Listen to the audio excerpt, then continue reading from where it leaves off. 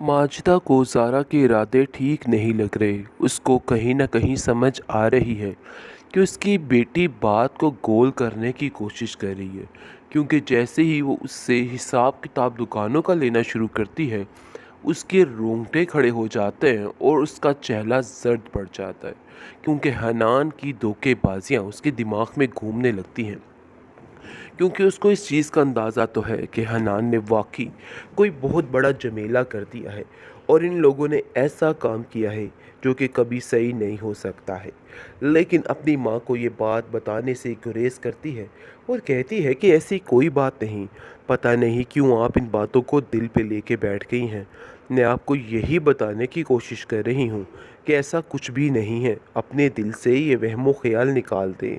पता नहीं क्यों आपको ऐसा लग रहा है कि जैसे मामलात ख़राब हो रहे हैं, लेकिन कुछ भी नहीं है। सब ठीक हो जाएगा। बहुत जल्द आपको आपके कागजात मिल जाएंगे। मिनाहिल कहती है कि हमें इस मौके की पेचीदगी तक जाना होगा, क्योंकि मुझे ऐसा लग रहा है कि जैसे कहीं ना कहीं ज़ारा हमसे कोई बात छुपा रही है और छुपाने की कोशिश कर रही है। लेकिन देखो ज़ारा, तुम्हें ऐसा नहीं करना चाहिए। फूफो जान को तुम्हारी सारी बातों का इल्म होना चाहिए, क्योंकि मुझे ऐसा लग रहा है कि ये बातें बहुत ज़्यादा ज़रूरी हैं, लेकिन तुम इनको बहुत ही मामूली समझकर रद्द करने की कोशिश कर रही हो। माजिदा कहती है कि देखो भाई, ये हमारा मामला है, तुम्हें परेशान होने की ज़रूरत नहीं है। मिनाहिल, बेहतर यही है कि हमारे मामलात में दखल अंदाजी मत करो। जिसको सुन के वो काफ़ी ज़्यादा हैरान हो जाती है और सोचती है कि आखिर ये सारे क्या हो रहा है। क्या कुछ नहीं मैंने किया इस घर के लिए, और ये लोग मुझे सिर्फ वलीद के ताने के अलावा और कुछ भी नहीं दे पा रहे, क्योंकि बात बात पर उसको जो ताने टिश्ते मिल रहे हैं वो इस चीज़ से हैरान है। लेकिन अब उसे इन सब बातों से कोई फ़र्क नहीं पड़ता। उसने साफ साफ माजिदा से कह दिया है कि मैं अब इन बातों की कोई परवाह नहीं करती। आप भी ज़ारा को समझा दीजिए कि अब मेरे साथ कोई किसी किस्म का पंगा लेने की ज़रूरत आती है। और कहती है कि तुम तो हर आए गए बंदे के साथ इस कदर ज़िल्लत से पेश आती हो कि मुझे खुद समझ नहीं आती कि आखिर मैं तुम्हारा क्या करूं, तुम्हारा क्या इलाज होना चाहिए। मुझे कुछ तो समझाओ।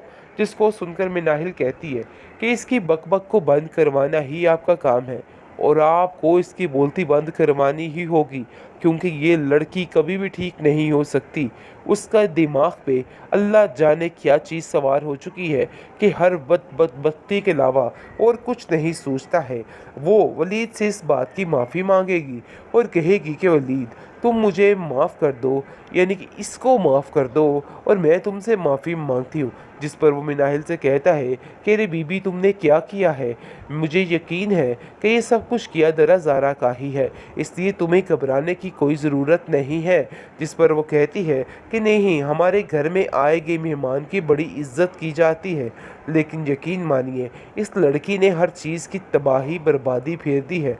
असल बात तो कोई नहीं जानता कि आखिर क्या बात है और क्या नहीं। मिनाहिल काफ़ी ज़्यादा परेशान है, लेकिन अपने चेहरे पे इस किस्म की परेशानी नहीं लाना चाहती है और चाहती है कि बस मामले को खामोशी के साथ सॉल्व कर दिया जाए। बड़े अच्छे तरीके से समझ चुकी है कि आखिर वलीद क्या चाहता है, लेकिन वो अब किसी भी तरह से आगे नहीं बढ़ना चाहती, क्योंकि उसकी आंखों में सबा का चेहरा दिखाई देने लग जाता है, जो कि किसी के साथ धोखा नहीं कर सकती है। आप देखेंगे जी, वलीद को साफ साफ उसने कह दिया है कि देखो वलीद मियाँ, आइंदा से इस किस्म की कोई बात ना कीजिएगा, क्योंकि मैंने अपनी माँ जी से भी यही बात की है कि आप भी इस तरह की कोई भी बात मत सोचेगा, यही आपके लिए बेहतरी है। हनान बुरे तरीके से फंस चुका है। जहाँ देखता है वहीं पे उसके लिए रास्ते बंद हुए नज़र आते हैं, क्योंकि अब शीबा हाथों के पीछे पड़ चुकी है। इन मामलात को ख़त्म करने के लिए वो अब पुलिस का सहारा लेगी, क्योंकि वो जानती है कि सीधे तरीके से घी नहीं निकलने वाला, उसको उंगली टेढ़ी ही करनी पड़ेगी। ये लोग इस काबिल नहीं हैं कि कुछ भी ठीक कर सकें। वो बड़े अच्छे तरीके से इन लोगों की रम्स को पहचान चुकी है। लेकिन जी, आप देखेंगे कि ज़ारा की माँ ज़ारा के पीछे हाथ धो के पड़ चुकी है और उसको कहती है कि मुझे साफ साफ बताओ कि आखिर तुम अपने घर कब जा रही हो? तुमने इतने दिन हो चुके हैं, कोई खैर खबर नहीं ली है। देखो ज़ारा, तुम्हें अपने घर जाना होगा, जिसको सुनकर वो कहती है कि आखिर आप कैसी माँ हैं? क्या हो गया कि अगर मैं इधर आकर रह रही हूँ? आपको कुछ समझना चाहिए, क्योंकि ज़ारा ने अपनी माँ को अंदरूनी बात नहीं बताई है और कहती है कि ऐसी कोई बात नहीं है, क्योंकि वो जानती है कि अगर उसकी माँ को कानों कान खबर हो गई कि उसकी दुकानें बुरे तरीके से हड़प हो चुकी हैं, तो उसके हाथ कुछ भी नहीं आएगा, बहुत परेशान हो जाएगी। माजदा काफ़ी ज़्यादा हैरान होती है और कहती है कि तुम्हें आज साफ साफ बताना होगा कि आखिर क्या मामला है। लेकिन जी आप देखेंगे कि वलीद मिनाहिल से मिलने के बहाने आता है और माजदा को कहता है कि मैं सोच रहा था कि आपकी खैरियत पूछूं कि आखिर आप किस हाल में हैं और कैसी हैं। मुझे तो कुछ समझ नहीं आ रही। जिसको सुनकर वो कहती है कि अरे बेटा मैं तो ठीक हूँ, मुझे अपनी सुनाओ और अपनी माँ की सुनाओ।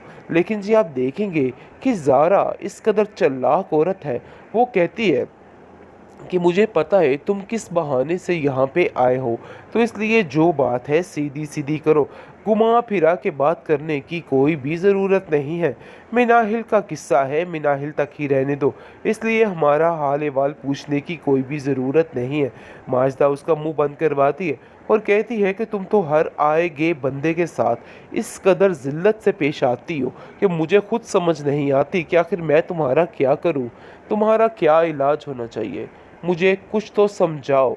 जिसको सुनकर मिनाहिल कहती है कि इसकी बकबक को बंद करवाना ही आपका काम है और आपको इसकी बोलती बंद करवानी ही होगी, क्योंकि ये लड़की कभी भी ठीक नहीं हो सकती। उसका दिमाग पे अल्लाह जाने क्या चीज़ सवार हो चुकी है कि हर वक्त बदबख्ती के अलावा और कुछ नहीं सोचता है। वो वलीद से इस बात की माफ़ी मांगेगी और कहेगी कि वलीद तुम मुझे माफ़ कर दो, यानी कि इसको माफ़ कर दो और मैं तुमसे माफ़ी मांगती हूँ। जिस पर वो मिनाहिल से कहता है कि अरे बीबी तुमने क्या किया है, मुझे यकीन है कि ये सब कुछ किया दरा ज़ारा का ही है, इसलिए तुम्हें घबराने की कोई ज़रूरत नहीं है। जिस पर वो कहती है कि नहीं, हमारे घर में आए गए मेहमान की बड़ी इज्जत की जाती है, लेकिन यकीन मानिए इस लड़की ने हर चीज़ की तबाही बर्बादी फेर दी है। असल बात तो कोई नहीं जानता कि आखिर क्या बात है और क्या नहीं। मिनाहिल काफ़ी ज़्यादा परेशान है, लेकिन अपने चेहरे पे इस किस्म की परेशानी नहीं लाना चाहती है और चाहती है कि बस मामले को खामोशी के साथ सॉल्व कर दिया जाए। बड़े अच्छे तरीके से समझ चुकी है कि आखिर वलीद क्या चाहता है, लेकिन वो अब किसी भी तरह से आगे नहीं बढ़ना चाहती, क्योंकि उसकी आंखों में सबा का चेहरा दिखाई देने लग जाता है, जो कि किसी के साथ धोखा नहीं कर सकती है। आप देखेंगे जी वलीद को साफ साफ उसने कह दिया है कि देखो वलीद मियाँ, आइंदा से इस किस्म की कोई बात ना कीजिएगा, क्योंकि मैंने अपनी माँ जी से भी यही बात की है कि आप भी इस तरह की कोई भी बात मत सोचिएगा, यही आपके लिए बेहतरी है।